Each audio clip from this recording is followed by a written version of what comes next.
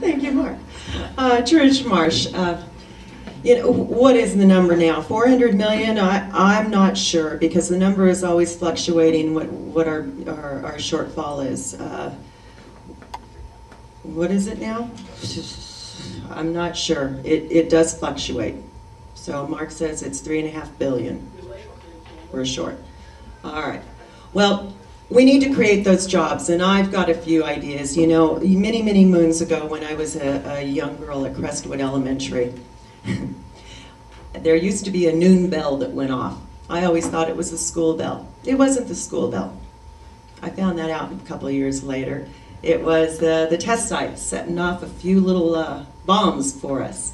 I didn't know that. But nonetheless, it dropped a little bit of waste, and we have been maintaining that waste right here at our test site for so many years, and it sits in drums right now. You know, it's not dangerous. It's been proven. You know, if it's handled in the right fashions and so many elements aren't placed with other elements and this and that doesn't get attached to it in some way, shape, or form, which highly unlikely to have all of those common elements together to make it a dangerous item. We need to renew it. We need to reuse it. We've got to do something for the state of Nevada that's going to help our residents, which would be, now that we've sunk how many millions and billions of dollars into the Yucca project, and it has been studied and tested, let's take a serious look at using that particular site. I don't care what it might be, just so long as it's safe for our environment, it's safe for our children, and it's safe for our residents in many, many centuries to come. Now, at the same time, it's going to benefit Nevadans, and it's going to create millions and millions of dollars. It's also going to create so many jobs out there, and that's going to certainly turn our economy around. That's going to give us a whole new industry to look at, and it's going to alleviate some of the pressure that we put on the casinos for all this time. Now, there's another few things. You know, we have a lot of mining land. Well, I'm being told to move forward. Yes, we actually have our next candidate.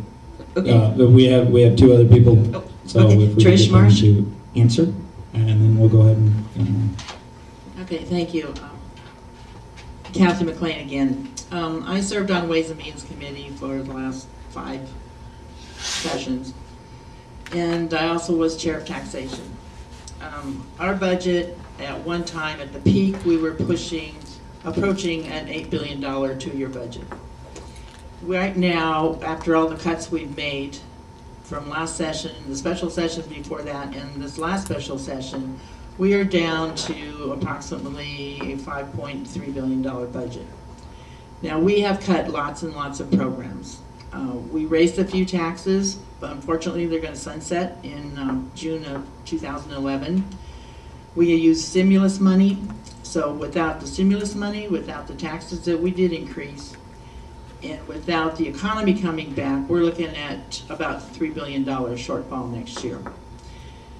This is a huge crisis. I've read the SAGE committee report. They have some ideas that we can implement.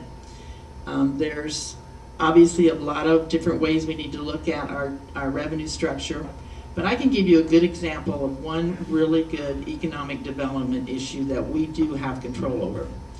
The Nevada Department of Veteran Services, they have Trinity teams.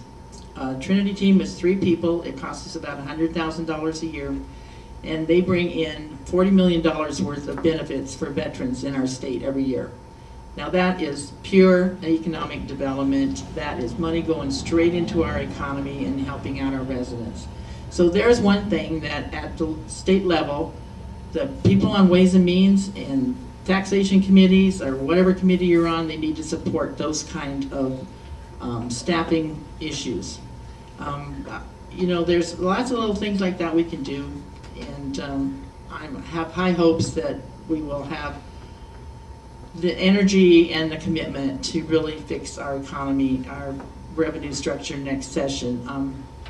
As Jim Buren said at one of the chamber events, he's like, it's time to quit kicking the can down the road. And I agree totally, and I'm ready and willing to work as hard as I ever have to make sure that Nevada is the great state that we all want it to be. Thank you. Kathy McLean. Tony Wright. Now, as far as getting jobs back in here, cutting taxes, cutting the spending, cutting the regulation, that's going to help.